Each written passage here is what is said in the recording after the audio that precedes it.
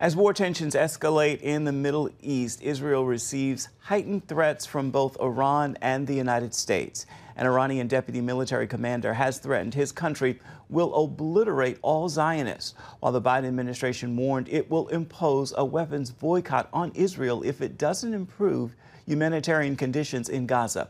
On this week's episode of The Global Lane, historian Daniel Pipes says the Biden administration is in a quandary.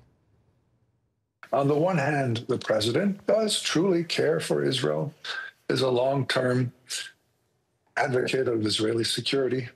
On the other hand, his successor as candidate for president of the United States faces a vehemently anti-Zionist component, and especially in a key state like Michigan. So he and his administration are having to modulate their support for Israel, having to show they're tough on Israel, and hoping to win back some of those alienated voters in Michigan. So on the one hand, there's the Middle East, there's Iran, there's nuclear weapons. On the other hand, there's Michigan and disaffected Democratic voters. And they don't mix. And that leads to this incoherent policy that we now have. Well, and then we have the deputy commander of the Iranian Revolutionary Guard threatening to obliterate all Zionists if Israel launches a retaliatory strike against the country. So what are Iran's capabilities, in your opinion?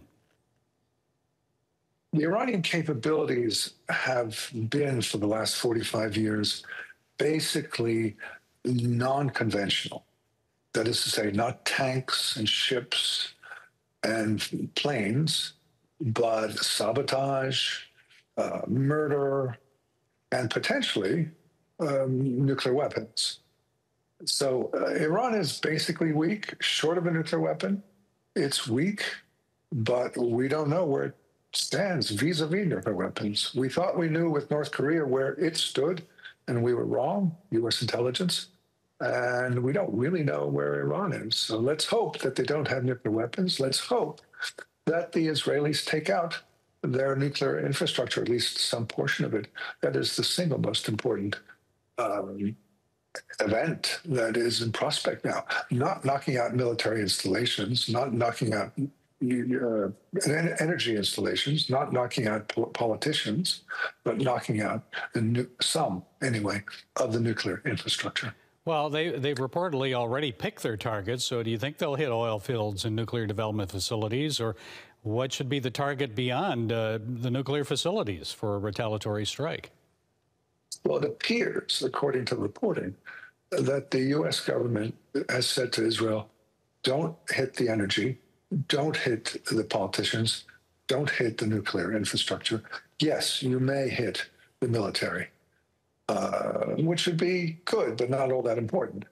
I think it's one of those key moments when the Israelis do not follow American wishes, I hope, and instead go after the nuclear infrastructure. If Iran gets a nuclear weapon, that changes so much in the Middle East and around the world, so much. Well, we've already seen 181 rockets fired against ballistic missiles, I might add, against Israel recently. What if one of those had a nuclear weapon on them? I mean, here you've got this deputy leader of the Revolutionary Guard saying, we're going to obliterate all Zionists. I mean, how would he be able to do that without one?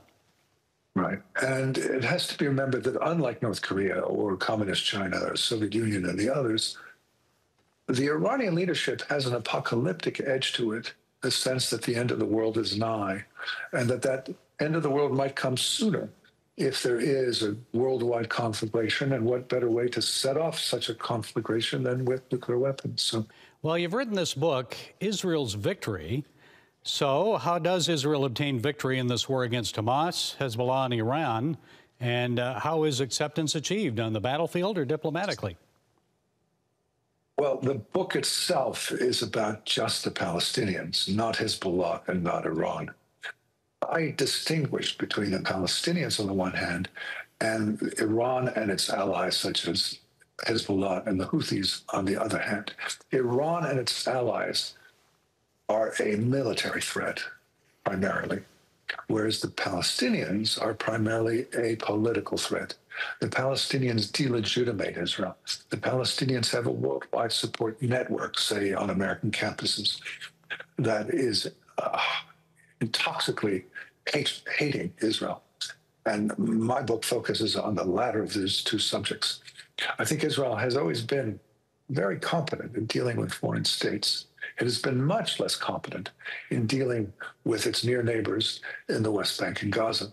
And I'm advocating that instead of conciliating those West Bankers and Gazans, as has been the case for over a century, the Israelis take a tougher stance.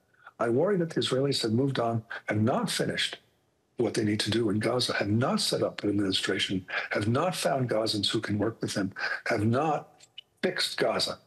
And I worry that Gaza is going to go back to the same kind of hostile entity on Israel's doorstep that it was, or that it still is, and the Israelis are not achieving the victory they need in Gaza. Okay, some advice for Israel. The book is Israel Indeed. Victory: How Zionists Win Acceptance and Palestinians Get Liberated. Dr. Daniel Pipes, thank you for sharing your time and insights with us. We appreciate you.